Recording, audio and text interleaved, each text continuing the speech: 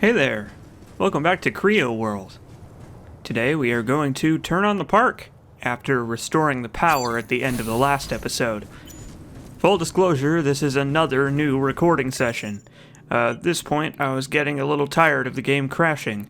For the record, like I said before, if you do play this game, these problems have been resolved with the first title update for the DLC patch, but at the time it was quite frustrating.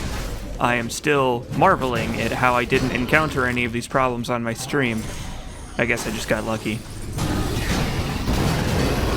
So these ogre robots are the bane of my existence because they are very hard to stumble.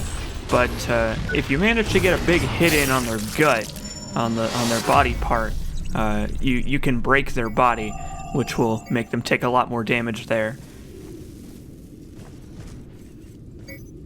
Nothing over here. Huh. Better than new, you say?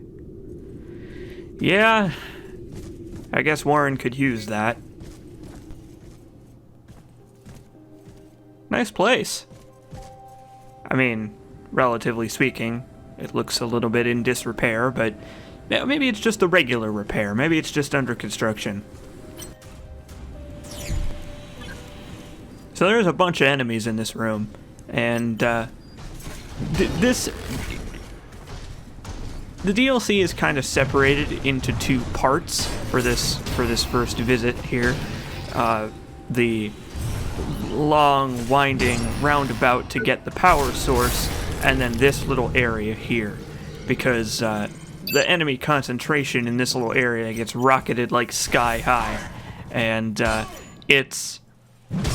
I'm not going to say it's frustrating, because there's a health station in here so you can recover your consumables, but it does get a little bothersome having to fight 1,000 enemies every 5 feet. And it's not that bad. There's only like 10 enemies in this room, but still, it's not a very big area is my point. Although it does allow us to get a nice, good look at the state of Earth and how it's not in the best shape, what with the whole, like, global warming destroying the planet kind of thing. People are really riding on Project Resolve. You know, this is your inside the human body kind of exhibit, right? Where it's like, this is how Creo is going to save the world. Here's how the world is messed up, and here's how Creo is going to save it. It's edutainment. Bring the kids. But, as we now know, it's not nearly so glamorous. I really like the idea of, like, a glamorous kind of theme park where it's, like, almost brainwashing people into being pro-Creo. I'm sure Creo is a household name in the world of the Surge, so it's gotta be interesting living in a place where, like, people who make appliances for your house also have a theme park. Like, what if there was a Maytag theme park for Maytag dishwashers? I feel like the world would be a lot different if there were, like, corporation-based theme parks. Still, though, check out the Arctic climate on that globe over there. It's not great. It's not a great situation. As a reminder, the Surge takes place only a few decades in the future. This is not like the 2500s or something. So, you know, it's providing a not so optimistic view of our world, especially if you live in Africa.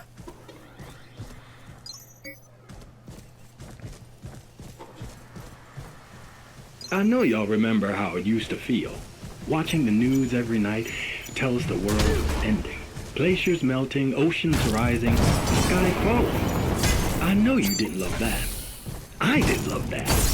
But then, there was Creo. And what Creo gives to the world. Your families, your friends, should be proud of the work we do here. Because Creo's new technologies are pushing the very boundaries of possibility. Saving this planet, one idea at a time. We're Creo. We're building a better tomorrow. Together. To be fair, I mean, to be fair to Creo, that's actually true. The technology we've seen so far at Creo is nothing short of miraculous. The problem, however, is that, well, as you can see, they're a corporation, so they have to sell all this stuff. It seems like a lot of Creo's problems are stemming from the fact that they have to make money, and that they are out to make money. Like, with this fantastical view Creo is presenting of the work they do for the environment, it's not hard to understand their bottom line, right? Save the planet and look good doing it. However, as we have seen firsthand, Creo also has a big problem with management and cutting costs, and it leads to quite a sacrifice to make their dreams a reality. Loving those palm trees. It's very retro wave. All right, now this jump, by the way, is a pain. I honestly can't believe I made that on the first try, because that jump is unbearable. Like, because there's that little lip, right? So you can't just sprint jump off of the ledge. You have to drop down to that second ledge and then sprint jump off of it. And it is... oh, it's so painful. Well, we're here. Let's do it.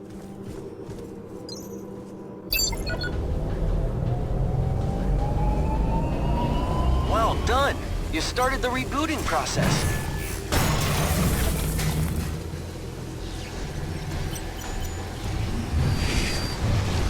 So, Largo is supposed to have quite a bit more to say.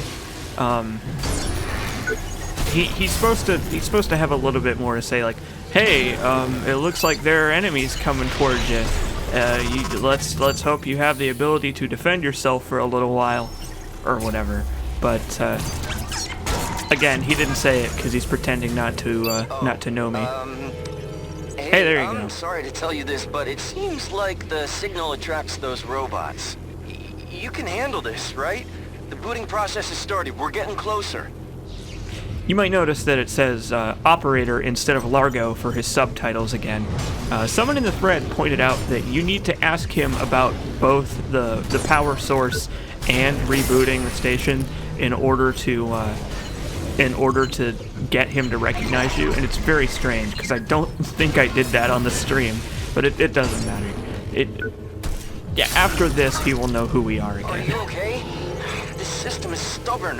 I need more time. Hey, I've got good news and bad news. Bad news is that the lockdown is still active. The good news, however, I just hacked into a projector drone that might be able to help you. It'll project a hologram of you so those dumb robots won't be able to tell who's the real thing.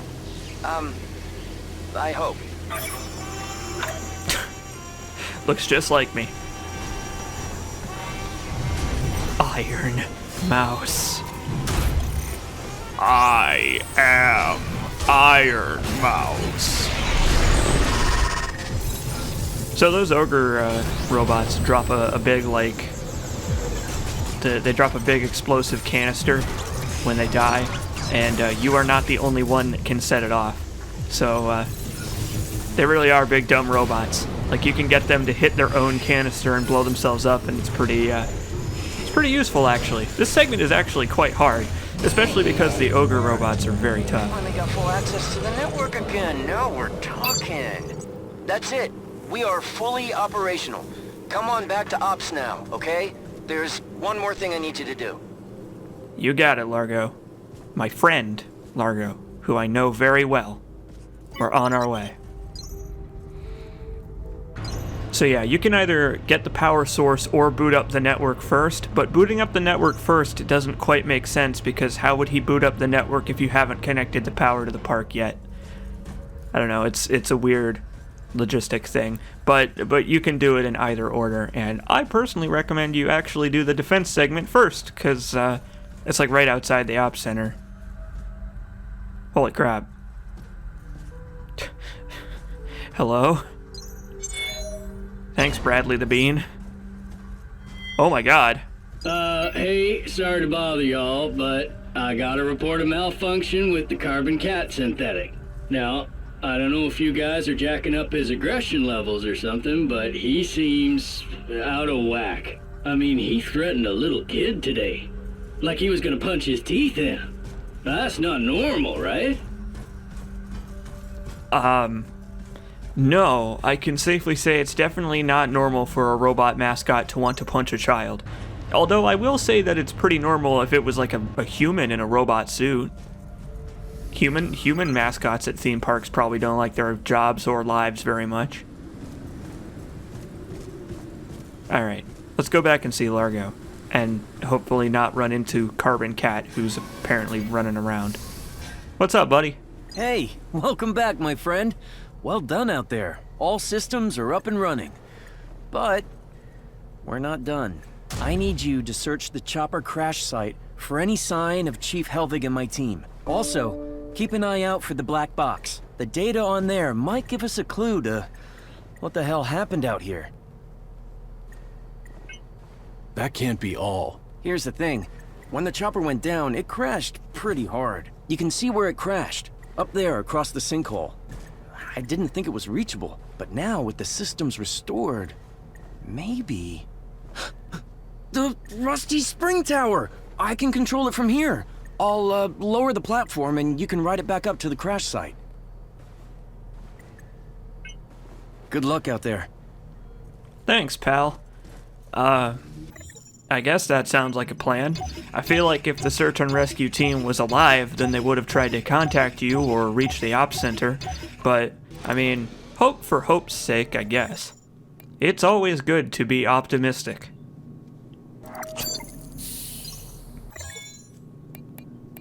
So I'm not sure what to do now, because we have the entire ogre set and the entire mantis set, but I don't really want to put them on because tech scrap is kind of at a premium right now, you see. I'm gonna spend some of it upgrading some of these other weapons because, I mean, hey, I figure I might as well show them off. The mangled articulators are one of the better two dual claw weapons. They tear stuff to shreds, that's for sure. The portable Omni assembler is just a big fat hammer. So yes, I'm trying to be a little bit careful how I distribute my power consumption and stuff. Here's the thing about the DLC, right? It is quite easy to become overpowered by playing the DLC and being good at it. Like, I don't mean to beef up my own video game skills too much, but the DLC is quite difficult. Enemies do quite a bit of damage, especially the ogre Gundam robots. And so if you're not careful, you will die and lose a lot of tech scrap along the way. However, it's pretty well clear that it's kind of intended to be that way, to be very difficult. Now, I've kind of made it look quite a bit easier than it actually is to, play through it for the first time. But if you're just playing through it for the first time, you're not going to walk out of this very high leveled. But that's the problem, right? I've done pretty well so far, so I'm kind of ahead of the leveling curve right now, which means that I have to assign my implants and stuff appropriately so that I don't totally chump the game. Overall, though, they do a pretty good job of, keeping the difficulty balance in check. Also, that helicopter has been there the whole time, by the way. I just haven't ever actually looked up at it yet. I think it's kind of cool that you don't even notice it's up there unless you look up. So yeah, this game has a really good difficulty curve, I think. I will say that some of the heavier, chuftier enemies do quite a bit more damage than they probably should, but I think they balance it pretty well. One thing I will say that they do poorly, though, is heavy armor. Like, there's really no point in wearing heavy armor. It's the same way with some other action games. Dragon Age, Neo. They don't do a great job of balancing your defense with your mobility. So, like, there's not much point in using all of your core power wearing extremely heavy armor, because like you're only going to be able to take like 1 or 2 more hits maximum. Slicing these mascots apart never gets old though. Mascots are a very fun enemy to fight.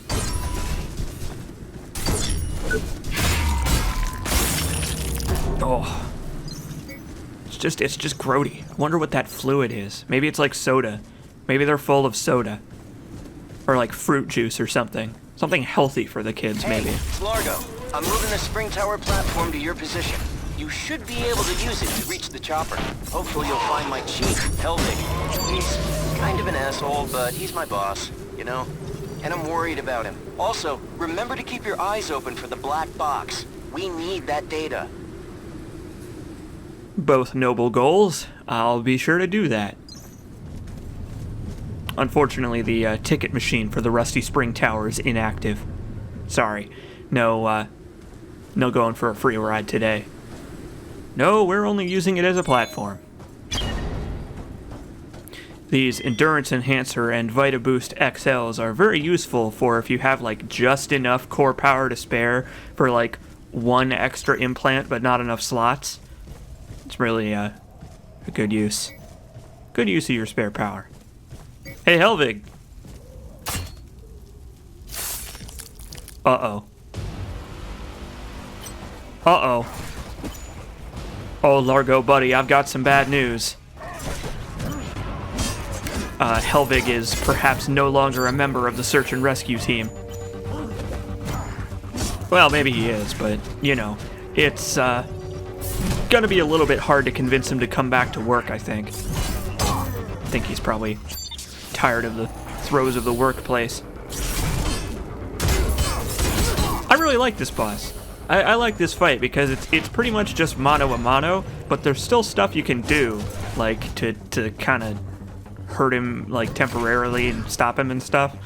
What he did there at the start of the fight is he chucked a firebomb down into these pits of oil, but if you have picked up the flare launcher, you can light those on fire yourself. So what you can do is you can lead him down there and then light him on fire before he can jump out, and then he'll burn for a little while. The special kill for this boss is just cutting his arm off, but we'll get his weapon a bit later on if we fail at it, but it's a very, very good weapon. It's quite overpowered, actually, as you can see when it's in his hands. So, you know, I definitely want it.